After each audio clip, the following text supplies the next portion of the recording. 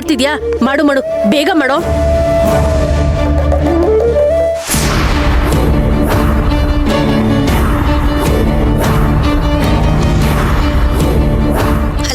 Hello, ನಾನು ಪ್ರಿಯಾಮಣಿ ಅಂತ admit ಆಗಿದ್ದಾರಲ್ಲ, ಅವ್ರ ಹಸ್ಬೆಂಡ್ ಮಾತಾಡ್ತಿರೋದು.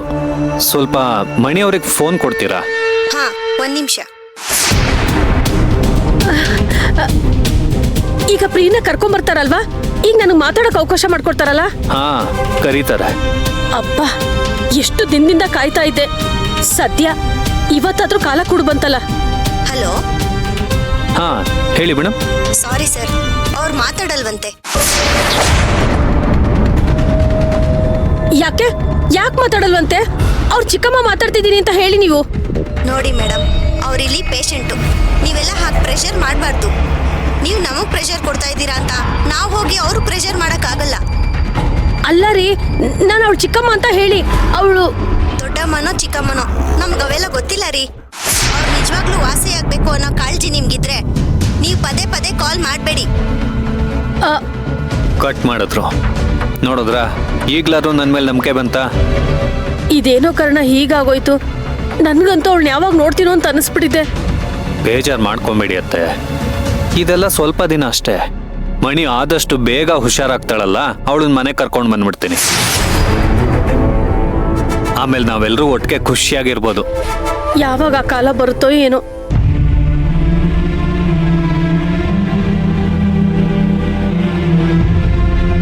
ಪಾಪ ಮಣಿನ್ ತುಂಬಾ ಹಚ್ಕೊಂಡ್ಬಿಟ್ಟಿದ್ದಾರೆ.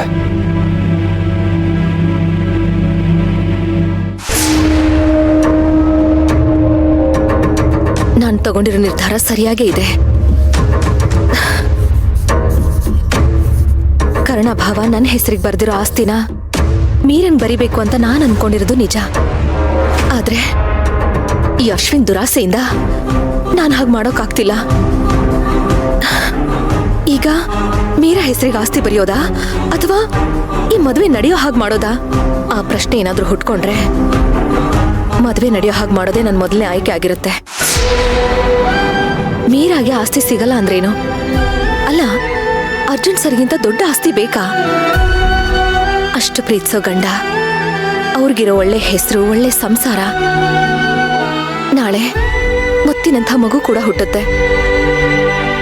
ಆಗ ರಾಣಿ ಥರ ಇರ್ತಾಳೆ ಮೀರಾ. ನನ್ನ ಅರ್ಜುನ್ ಸರು ಚೆನ್ನಾಗಿರ್ತಾರೆ. ಅಲ್ಲ, ಅರ್ಜುನ್ ಸರ್ ಪ್ರೀತಿ ಮುಂದೆ ಯಾವ ಆಸ್ತಿ ಇದ್ರೂ ಅದೆಲ್ಲ ಕಡಿಮೆನೆ. ಅದೇ ನಾನೇನಾದ್ರೂ ಒಪ್ಪದೆ ಹೋದ್ರೆ ಅಶ್ವಿನಿ ಮದುವೆ ನಿಲ್ಸಿ ಎಲ್ಲನೂ ಹಾಳು ಮಾಡ್ಬಿಡ್ತಾನೆ. ಹಾಗಾಗ್ಬಾರ್ದು ಅಂದ್ರೆ ನಾನೀ ಆಸ್ತಿನೆಲ್ಲ ಅಶ್ವಿನ್ ಹೆಸರಿಗೆ ಬರೀಲೇಬೇಕು. ಅರ್ಜುನ್ ಸರ್ಗಿರೋ ವ್ಯಾಲ್ಯೂಗೆ ಇಂಥ ಆಸ್ತಿನ ಬೇಕಾದಷ್ಟು ಸಂಪಾದನೆ ಮಾಡಬಹುದು. ಅವ್ರಿಗೇನು ಕಷ್ಟ ಆಗಲ್ಲ. ಅರ್ಜುನ್ ಸರ್ ಮದುವೆಗೋಸ್ಕರ ನಾನು ನನ್ನ ಜೀವನನೇ ಕೊಡಕ್ಕೆ ರೆಡಿಯಾಗಿದ್ದೀನಿ. ಹೀಗಿರುವಾಗ ಆಸ್ತಿ ಬರ್ಕೊಡಲ್ವಾ? ಬರ್ಕೊಡ್ತೀನಿ.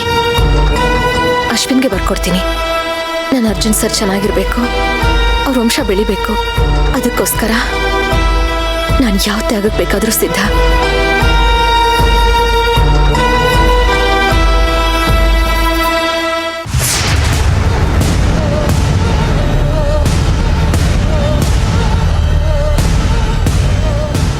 ಏನ್ ಅಶ್ವಿನ್, ಸೇವಂತಿ ಬಂದೇ ಬರ್ತಾಳೆ ಅಂತ ಹೇಳ್ತಾ ಇದ್ದೆ. ಸುಮ್ಮನೆ ಬರೀ ಬಿಲ್ಡಪ್ ಕೊಟ್ಟಿದ್ದೆ ಆಗೋಯ್ತು. ಇನ್ನೂ ಬಂದೇ ಇಲ್ಲ. ಸುಮ್ಮನಿರು ಮೀರಾ, ನನ್ನ ಟೆನ್ಷನ್ ನನಗೆ. ನೀನ್ ಸುಮ್ಮನೆ ಕನ್ಸ್ ಕಾಣ್ಬೇಕಷ್ಟೆ. ಅವಳು ಬರಲ್ಲ, ನೀನ್ ಇಲ್ಲಿಂದ ಹೋಗಲ್ಲ.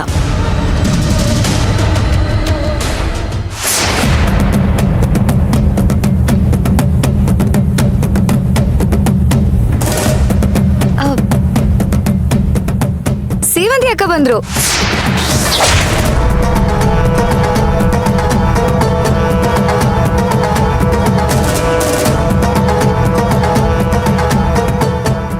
ಏನೇ ಇದು ಹೀಗೆ ಹೇಳ್ತಿದ್ಯಾ? ನೀನ್ ಸೇವಂತಿ ಅಕ್ಕನ ಯಾವತ್ತೂ ನೋಡೇ ಇಲ್ವಾ? ಅಲ್ಲ ಅಜ್ಜಿ, ತಿಂಡಿಗಿನ್ನೂ ಬಂದಿಲ್ವಲ್ಲ ಅನ್ಕೊಂತ ಇದ್ದೆ.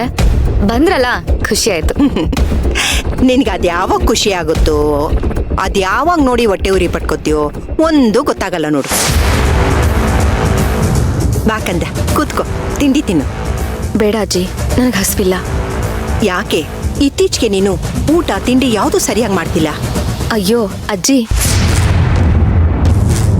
ಈಗ ಸ್ವಲ್ಪ ಹೊತ್ತಿಗೆ ಮುಂಚೆ ಅಶ್ವಿನ್ ಅವ್ರ ಹೋಟ್ಲಲ್ಲಿ ಮೃಷ್ಟಾನ್ನ ಭೋಜನ ಮಾಡಿದ್ರಂತೆ. ಅದನ್ನ ಬೇಡ ಬೇಡ ಅಂತಂದ್ರು ಬಲವಂತವಾಗಿ ತಿನ್ನಿಸ್ಬಿಟ್ಟು ಹೋದ. ಅದೇ ಹೊಟ್ಟೆ ತುಂಬ ಹೋಗಿದೆ. ಇವನ ಅಜ್ಜಿ, ಅಶ್ವಿನ್ಗೆ ಅದ್ಕೆ ಮೇಲೆ ಎಷ್ಟು ಪ್ರೀತಿ ಅಂತಂದ್ರೆ ಅವಾಗ ಬಂದು ಅರ್ಗಿಸ್ಕೊಳಕ್ಕಾಗ್ದಿರೋಷ್ಟು ಕೊಟ್ಟು ಹೋಗ್ತಾ ಇರ್ತಾನೆ.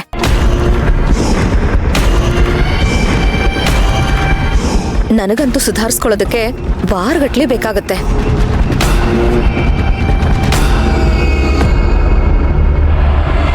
ಹೋಗೋಣ ಅದಕ್ಕೆ.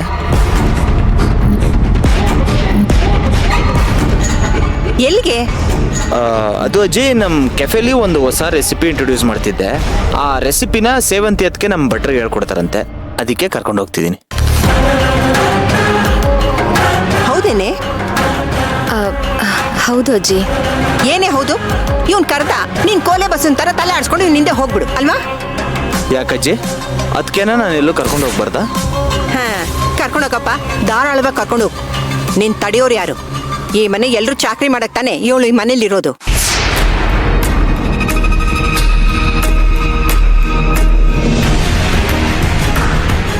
ಈ ಪೆದ್ದಿಗೆ ಒಂಚೂರು ಗೊತ್ತಾಗಲ್ಲ. ಯಾರೇ ಕರೀಲಿ ಸಹಾಯ ಮಾಡಕ್ ಹೊರಟ್ಬಿಡ್ತಾಳೆ. ಹೋಗ್ಲಿ, ಇವತ್ತೇನು, ಯಾವ ದಿನ, ಏನ್ ವಿಶೇಷ ಅಂತ ಯಾರಿಗಾರು ಏನಾದ್ರೂ ಗೊತ್ತಿದ್ಯಾ?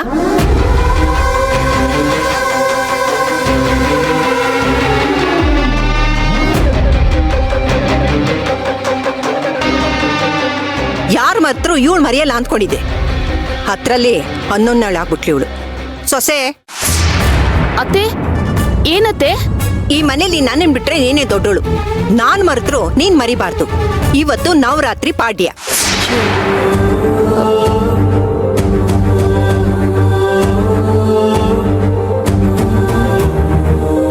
ಪ್ರತಿ ವರ್ಷ ಚಾಚು ತಪ್ಪದೆ ಏನೇ ತೊಂದ್ರೆ ಅಡಚಣೆ ಬಂದ್ರು ಹಬ್ಬದ ಆಚರಣೆನ ಮಾಡ್ಕೊಂಡು ಹೋಗ್ತಾ ಇದೀವಿ ತಾನೇ?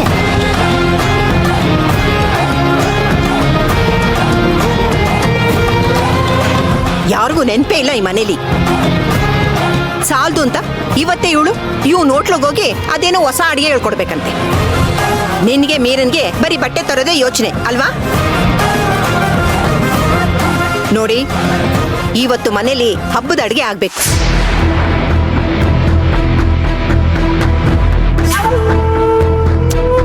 ಜೊತೆಗೆ ಬೊಂಬೆ ಕೂರಿಸ್ಬೇಕು. ಮುತ್ತೈದರಿಗೆ ಅರ್ಶಿನ ಕುಂಕುಮ ಕೊಡಬೇಕು. ಏನೋ, ಯಾರು ಎಲ್ಲೂ ಹೋಗಾಗಿಲ್ಲ. ನೋಡ್ ಸೇವಂತಿ, ಇವನ್ ಹೋಟ್ಲಿಗೋಗಿ ಅದೇನೋ ಹೊಸ ಅಡಿಗೆ ಮಾಡ್ಬೇಕು ಅಂತ ಹೇಳ್ದಲ್ಲ, ಅದನ್ನ ಇಲ್ಲೇ ಮಾಡು. ನಾವೇ ತಿಂದು ರುಚಿ ಹೇಗಿದೆ ಅಂತ ಹೇಳ್ತೀವಿ.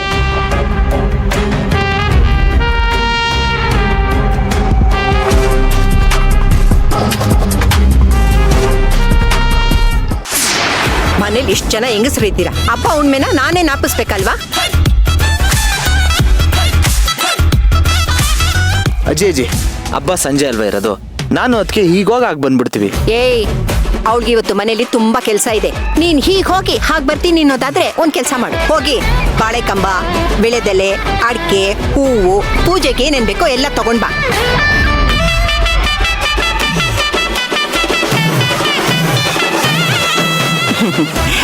ಹೋಗಪ್ಪ ರಾಜ, ಹೋಗ್ ತಗೊಂಡ್ ಬಾ.